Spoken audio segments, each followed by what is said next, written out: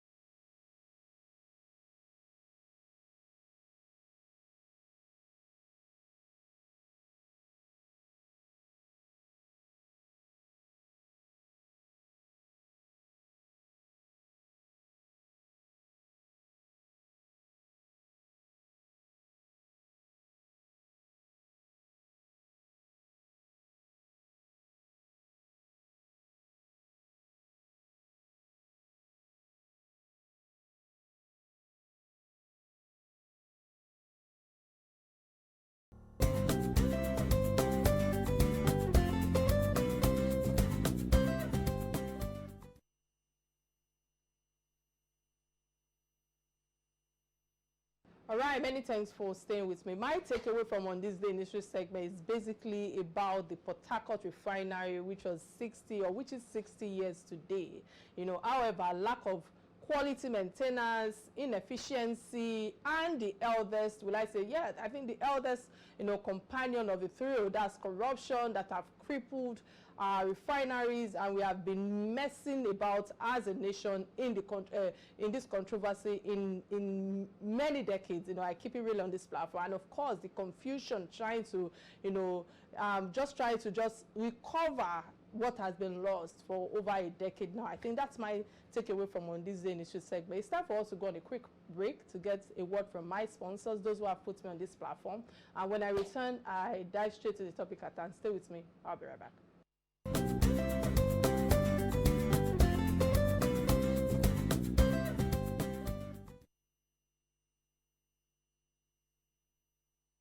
All right, this week on Real Talk with Kike, I'm sitting down with one of Nollywood's most iconic, influential figures, that's Mercy Aigbe, for an intimate and wide-ranging conversation fresh off from our win at the 2025 African Magic Viewers Choice Award at the AMVCA for Best Supporting Actress in Farmer's Bride. Mercy opens up about her latest film, Thin Line, which made waves at the Nigerian box office and, of course, earned industry acclaim, wins and recognition for the gripping narrative and standout performances and all. So on the live show today, in this engaging episode, I'm exploring the woman behind the screen in terms of her success, her creative process, her personal milestone, and the resilience that keeps her grounded despite life's curveballs. Mercy shares never before heard details about the health scare she faced on set and how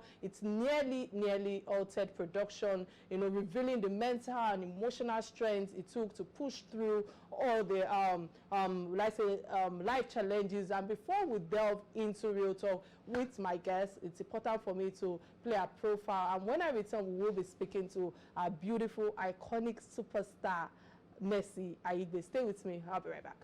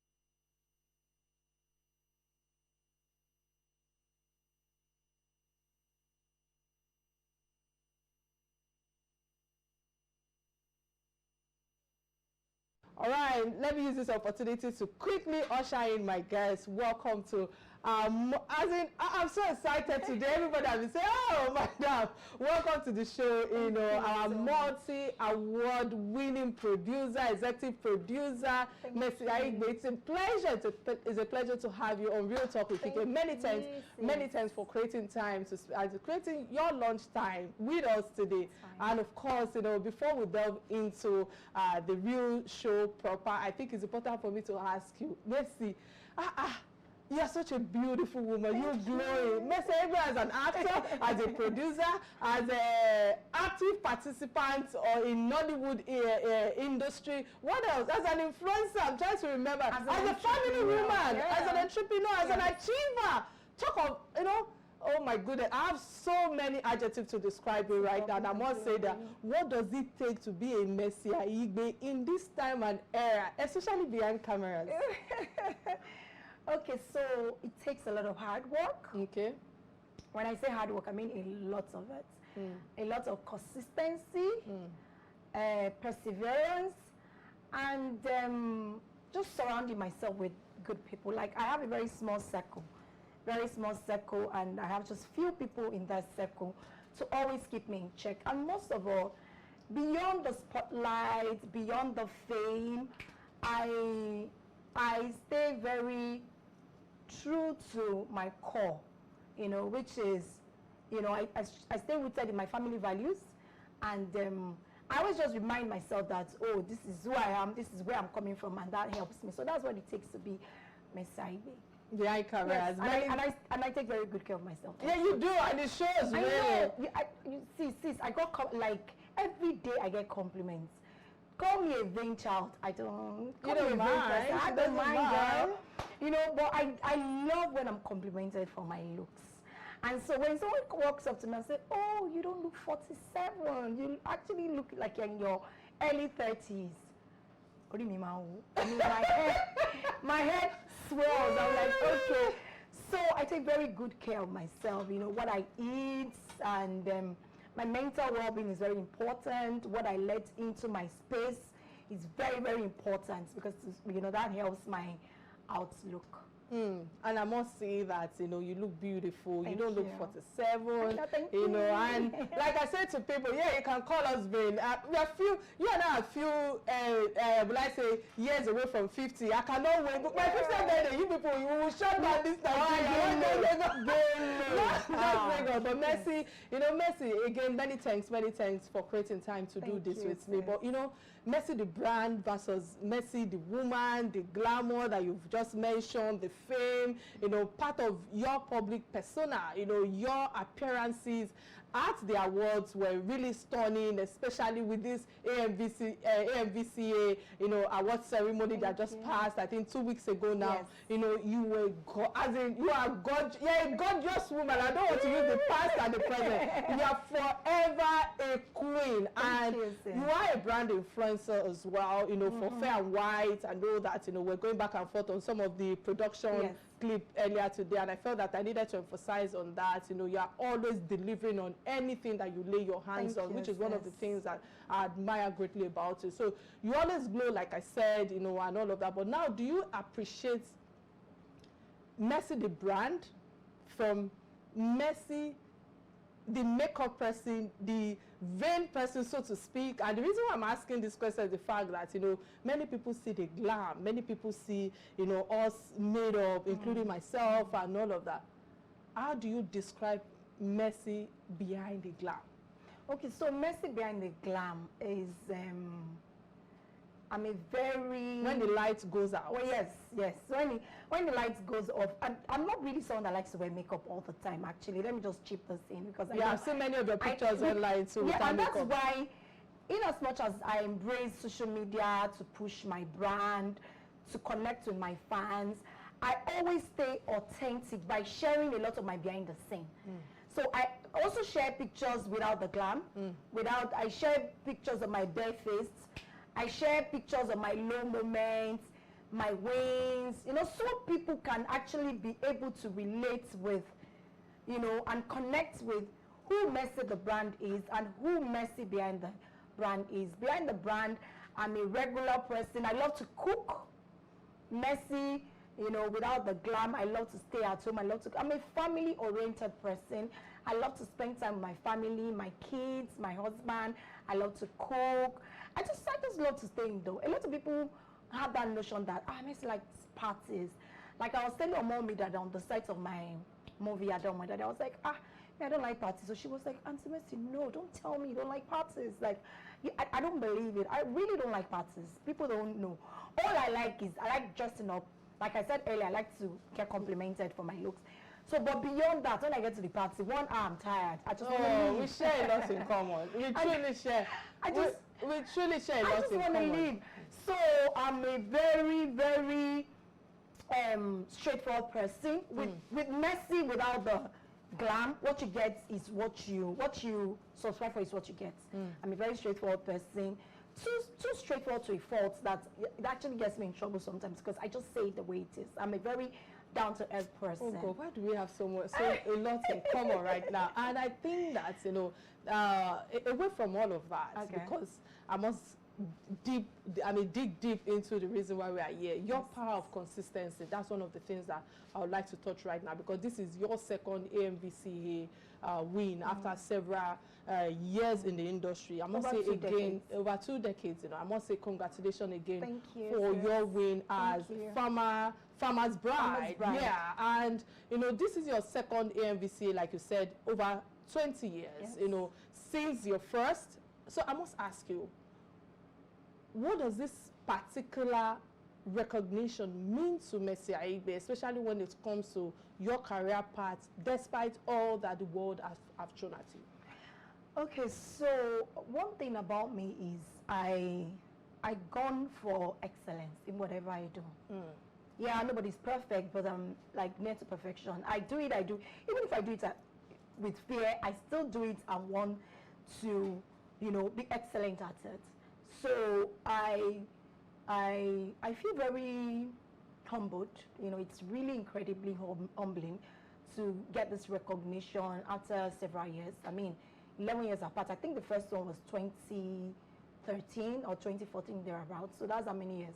That's like 9 years or thereabouts. And to still be here, to still be thriving, to still be relevant, I mean, it's really humbling, you know. We have a lot of new acts that are also super talented, and you know, Mercy Aigbe's brand is still very solid. Absolutely. You know, very compelling. I give God the glory that you know, I'm still getting this recognition, and I'm not just getting this recognition sitting down. I put in a lot of work. Like every day I put in a lot of hard work.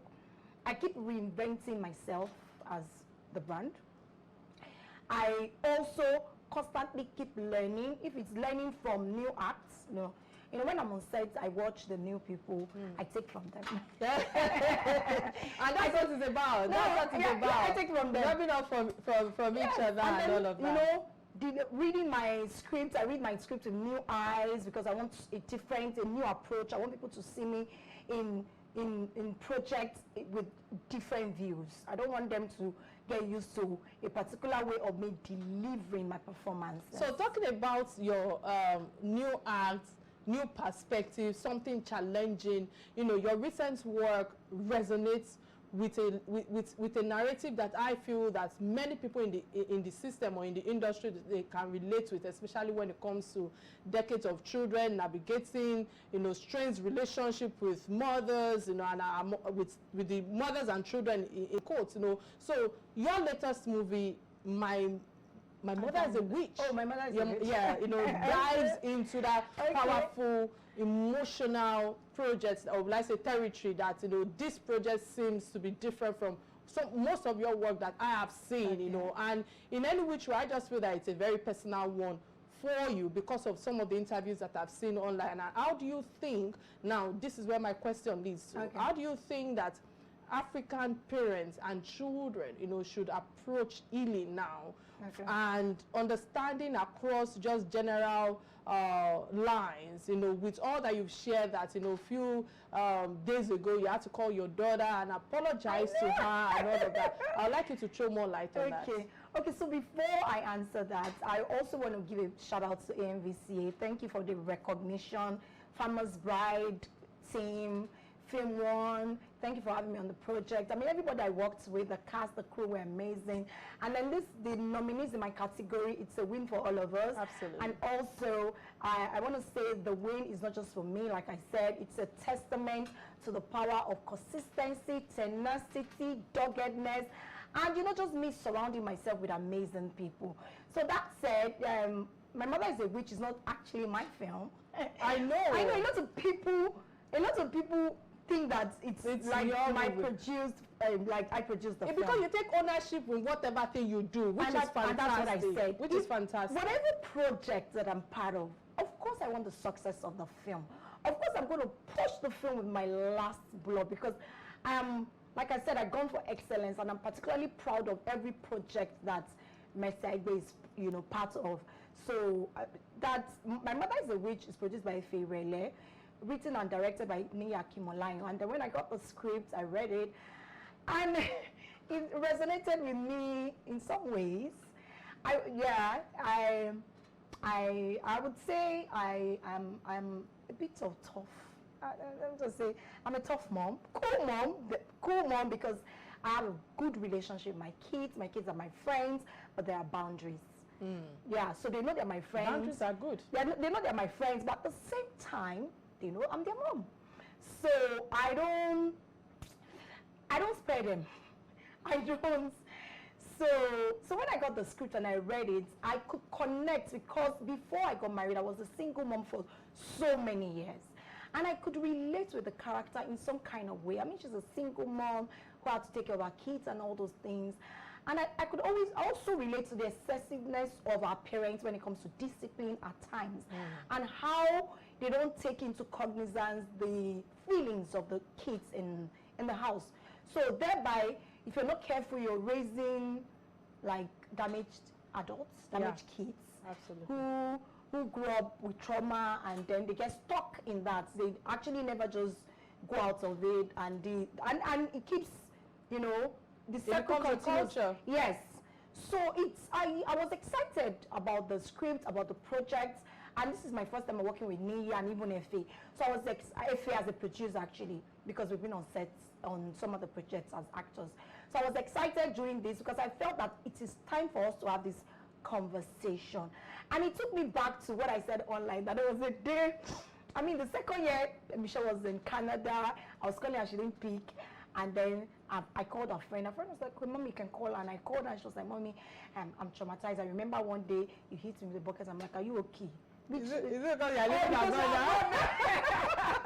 I'm like, what should I do? I mean, my father did not spare the rod. And I wasn't traumatized because I just felt, well, it is what it is. I was a stubborn child. And then, my father actually dealt with me a lot. So I took that because I believe I am who I am today because of the values that my father has instilled in me. And I feel that I should actually, also instill that in my kids. But what I didn't understand is that there are different generations. Yeah, different generations. My generation is, and even my generation, they are different people. The way people receive things is differently. So it's different. So I was going on, and thank God, I did well. You did well because you've raised two wonderful children. So, I must emphasize. So I was not like, okay, maybe I was too harsh. And that took me back to that conversation with Michelle, because I'm sure she just wanted to have a closure by me just saying, oh, I had good intentions, I'm a parent, and all that had to be done to shape you into the woman that you are today. But in my head, I'm like, sure, okay. Belt on a daily, because you're abroad now and all that. But that is what this film will do to a lot of parents and kids. Kids also need to understand that all this is coming from a very good place. Their parents have good intentions. But there are limitations. I know there should be limitations. And that's why it's about time that we have these conversations. When I posted the trailer of the film, a lot of first daughters in the family can relate. People were commenting, at some point I actually thought my mother was not my mother.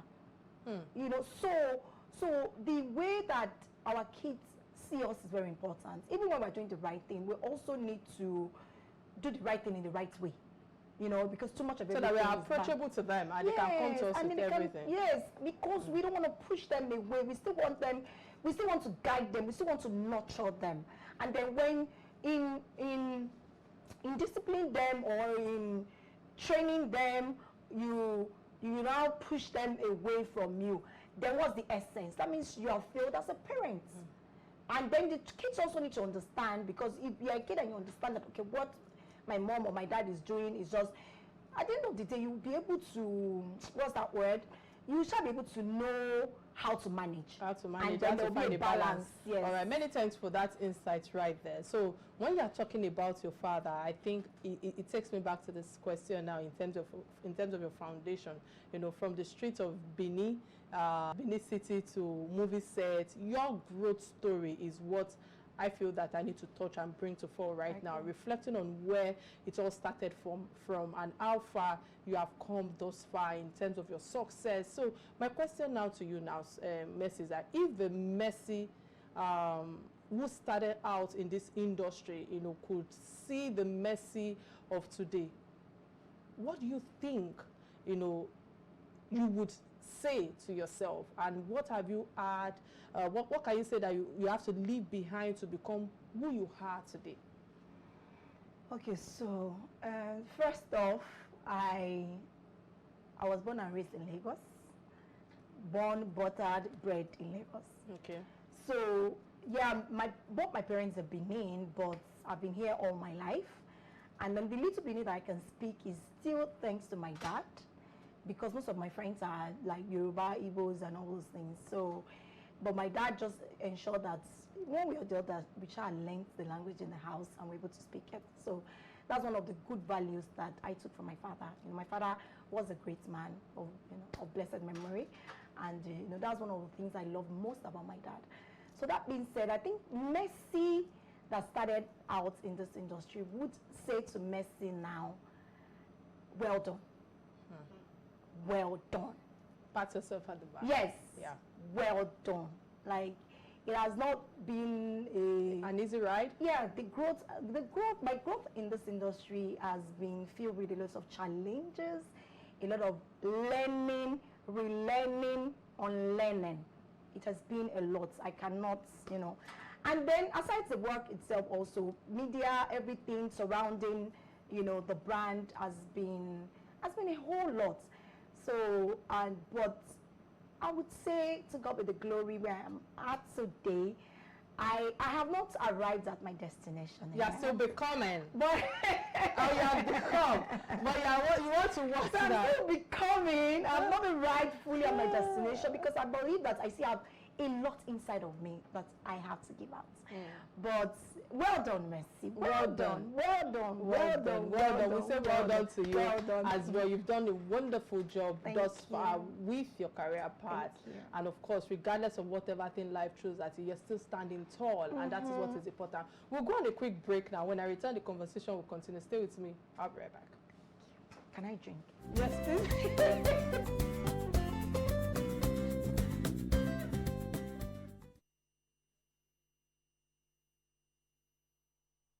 All right, many thanks for staying with me. I would like to say glad to know you're still right there with me. In case you're just joining the show, or you just joined the show.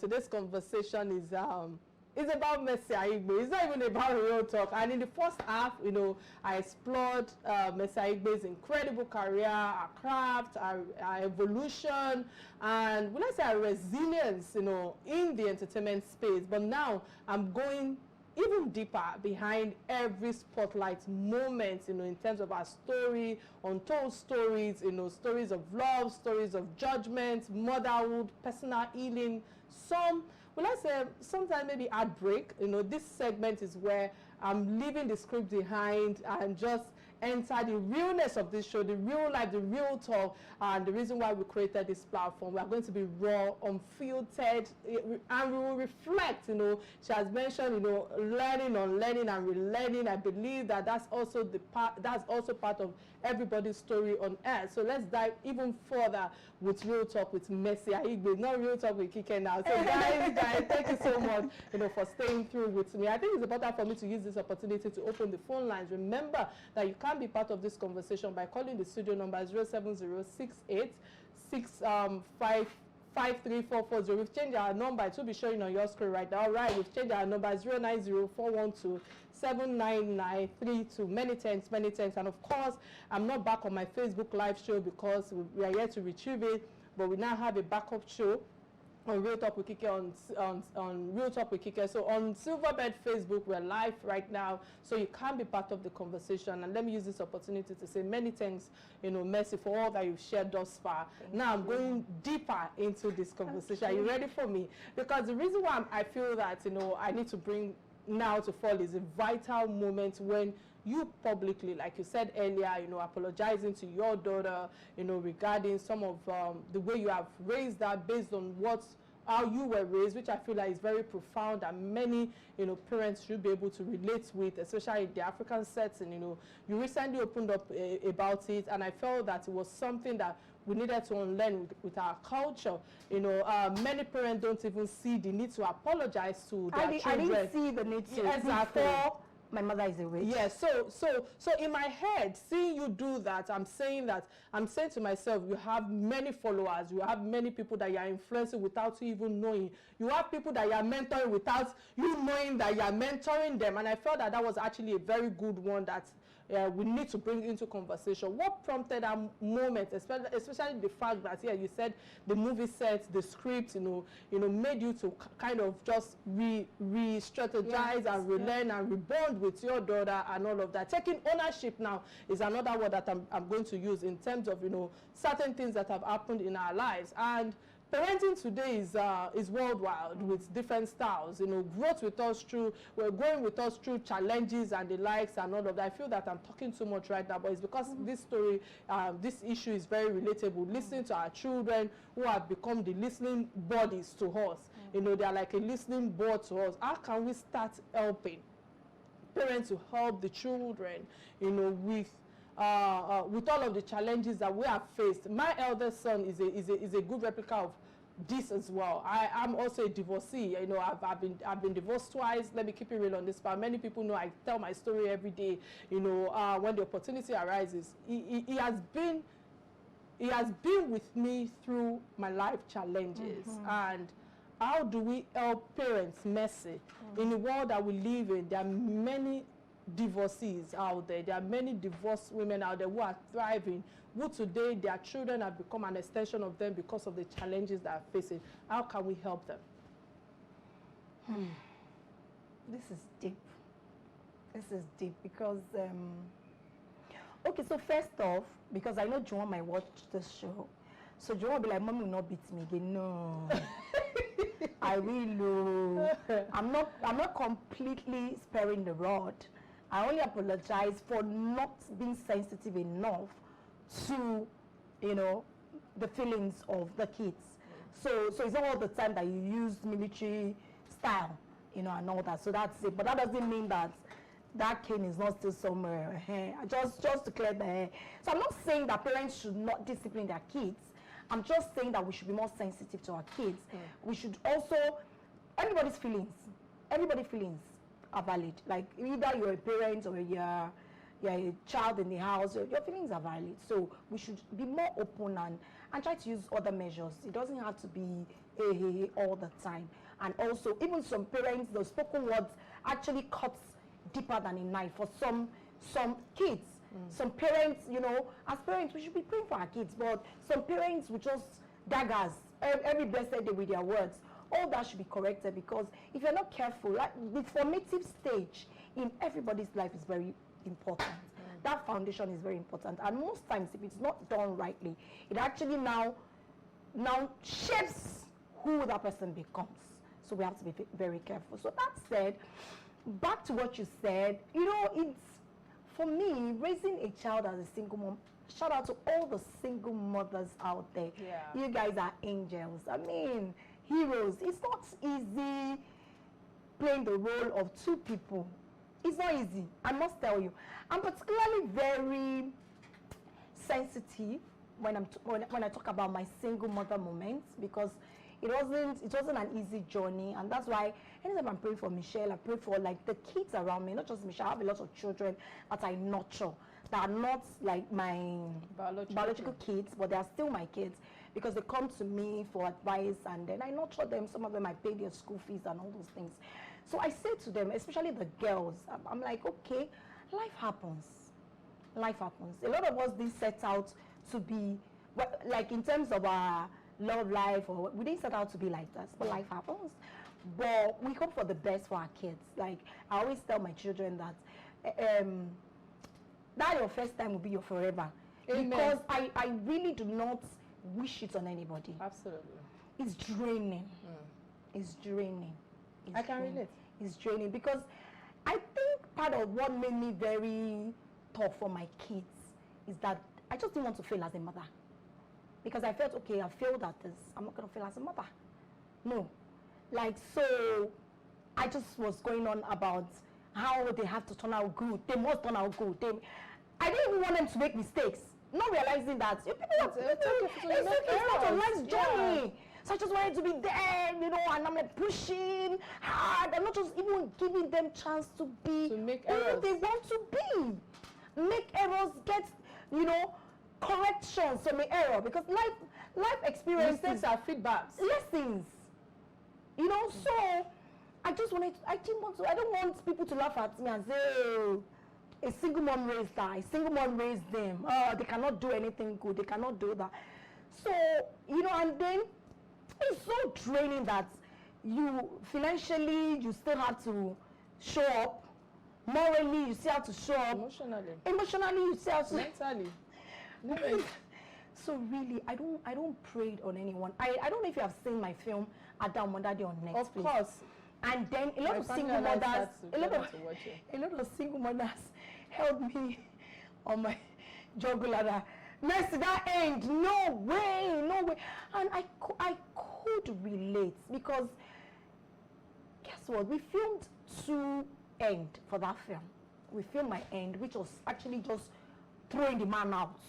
At the event of when it was time for them to have a dance, a father moment. Yes, that was my end. Like I had bouncers bundle the man, because it's showing right now on the screen. Yes, I had bouncers bundle the man out.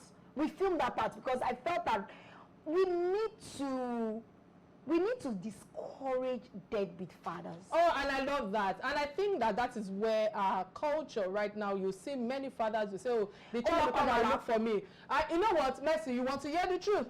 Should I tell you the truth? And they will come, we keep it real. You know, I sit my children down. I tell them regularly that, you know, you must go beyond I love you. It's not about anybody calling you to say I love you. Who is beside you should tell you whether they love you or not. Who is paying your tuition fee? Who is paying for your clothing? Who is paying for your medicals? Who is paying for everything? You must be, and it's not about when it's now the day that you are graduating. You will not bring emotional sentiment to say that I want my father and my mother to come. My dear, you are made of it. Let it be known that the ending of that is not my own end. What I wrote in the script, but I was convinced. You know, when I was convinced actually when we were filming that end, I cried my eyes out. I cried because, you know, it was like my story. I'm like, okay, so is this what's going to happen? So after I've suffered, is this what I'm going to have to deal with?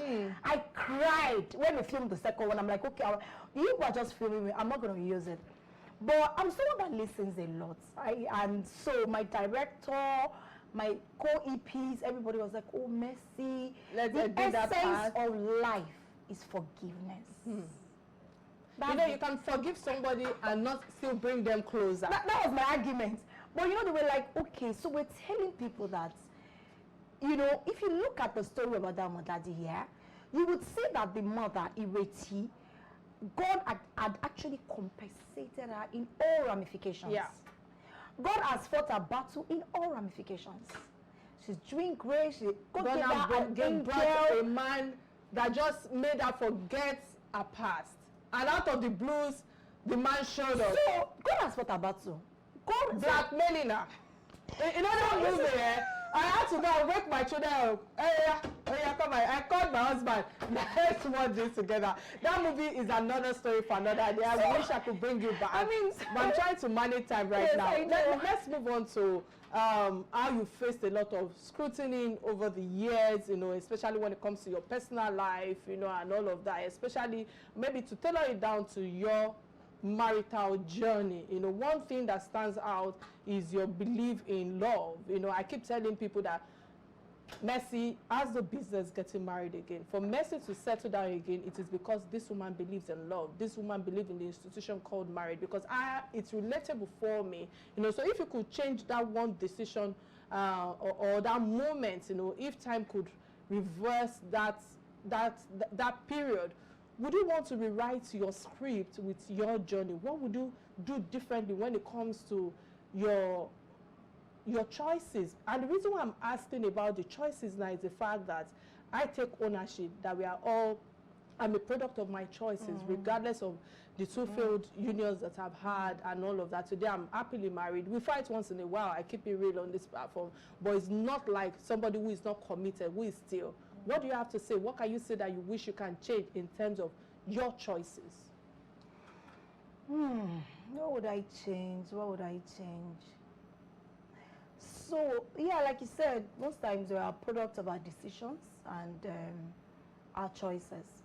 So I think what I would change is I would try to be harder in terms of when it comes to love. I'm a very soft person when it comes to love. So being soft has its advantages and disadvantages because it blinds you to a lot of things. You use emotions to take a lot of decisions when you're soft. You don't care, you're in your feelings, and it's very risky taking decisions. So when you're like that, because you're not seeing clearly, your emotions are beclouding your judgment and sense of reasoning. So I think I would like to be a bit harder and very soft. Like, when you're nice to me, that's it. That's how I am. I think that's how God created. I'm a very strict person, but when it just comes to matters of the heart, I wear my heart on my sleeve. I'm very, So maybe that in my journey is something I would like to change. Maybe just be a little bit harder so that people don't just, take advantage of that. So that's what they're trying to avoid. All right, I can relate to that as well. I'm trying to manage time, but there are so many things I wish I could ask you with that, but I cannot bring it to fore because I don't want controversies on this show. I just want to bring to talk about work and the likes. And so as a public figure, Mercy, you've had to live your life under intense scrutiny. Again, I'm using that word for a reason. How do you deal with being constantly judged, and has there been a time that you almost just end it all? And the reason why I'm asking this is because many people see our success stories, many people see us, the glam and the likes and all of that, but people do not put us in their shoes to say these people are human as well. What is that moment that made you break down totally? So I think people at this point, on this show, I think I want to appeal to people's conscience. People should be kinder with their words, especially online, because you don't know what people are going through, regardless of whether they are celebrities, they are public figures or not. I mean, we all have blood flowing in our veins. So, but for me, I'm a very strong woman. I hate bullying. I don't like being bullied. And then again, I feel that my life is my life, my decision is my decision. Whatever I do in my life, actually, as long as it does not really affect you directly, leave it for me. It is my life. So, and then if there are consequences, at the end of the day, you're not going to bear with me. I'm the only one that will. So when people now come at you and they say, oh, because you're a celebrity, they just think that you're not human. They just, continue to spew a lot of, things at you and all that. Guess what, sis? It doesn't really get to me like that. So talking about not getting to you, because they started running commentary in my ears that we need to wrap up. We are running out of time and all of that. I know you're a woman who have thrived, who have won many challenges and the lies. This might be my last question to you before we move to the last trending story, and it's about, you know, what's next for Mercy Aigbe at this point in your life and your career. What's that one thing that you know that you have done that is still, that you have not done rather, that is still, you know, burning in your heart, you know, a role, a risk, a reinvention? What is that one thing, quickly, in 30 seconds? There's so many things that I feel that I've not done. You know, I told you earlier that I have a lot in me that, you know, I still want to give out. So there are so many. It's not one, it's not two, it's so many. I feel that I still want to explore new terrain when it comes to my job. I am aiming at being a director. I've not directed any film yet. Okay. So I would say directing my own film. You know, I'm learning now. I'm learning the techniques and all that. Even though I have the background, like I studied theatre arts from the University of Lagos, so I did directing and all those things as courses. But I want to direct my first film, which is going to be very soon, guys. So I wish you the very best on that new journey. Again, many thanks for all that you've shared thus far. But quickly, before I let you go, there's the last segment of the show that I call Trending Stories. These are stories that binds us as Nigerians, as Africans. This is where I have an opinion as a host that I exercise all my passion and the likes and all of that. And the first trending story that caught my attention is that of the controversy on Lagos being a smelly place. You know what, guys? I'm just going to keep it real on this platform. Let's be honest. We all have a role in fixing Lagos. I'm a stakeholder in this as well. I'm using my platform to speak about my state. You know, my great-grandfather was buried at the roundabout of Mandelas right now at Lagos Island. You know, I'm from Isaleko, Oluwogbowo, Igatairo proper. You know, forget all what that you see. This side of me is from my mother's side, you know, being a Delta woman and a father being from Argentina. But I own many stores in Lagos today, many thanks to my grandparents. So that that means something to me, the fact that, you know, my grandparents can actually do that. But so that means that we must stop pretending. And on this platform, pretense is the last thing you will see. You know, I've been following the debates between, you know, Scott and Honorable Tokuba Wahab, and while some may have dismissed Scott as simply being critical, you know, I believe that he raised some valid and necessary points that I felt that I needed to bring to conversation. Let's be clear. Not all critics are enemies of progress or haters of their own country, of their own state. In fact, some criticism are better from love and the desire to see our cities thrive and work for everyone. Scott may have used strong tone, if that's the word to use right now, but this call was ultimately for accountability, if you ask me, something that I feel that Lagos desperately needs. Now, I must commend, you know, Honorable Wahab. You know, he's one of those few commissioners, as far as I'm concerned, you know, who is visibly working, you know, showing results and communicating with the public. This man is doing an extraordinary job, if you ask me, no doubt. But Lagos is a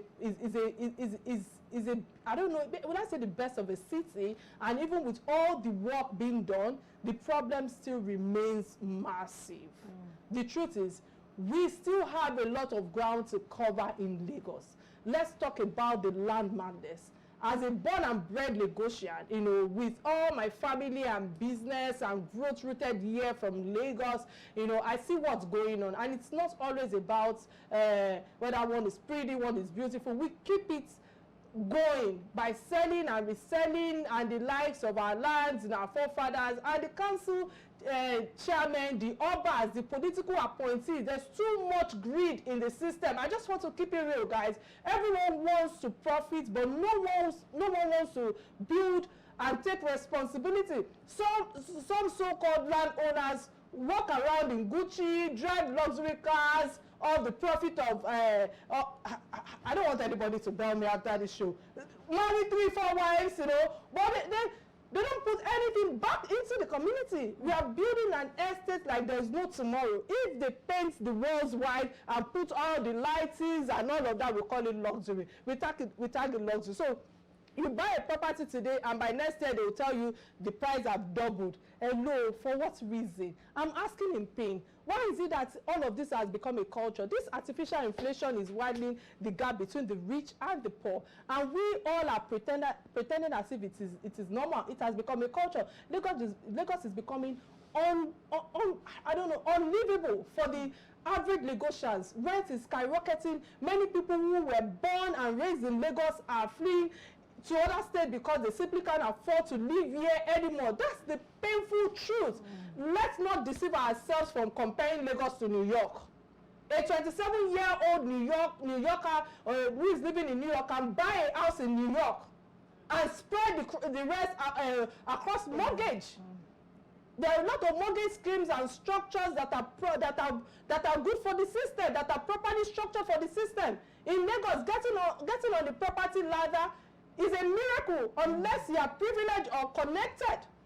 We, the people of Lagos, government officials, traditional rulers, private developers, media voices, and residents, we all have a role to play.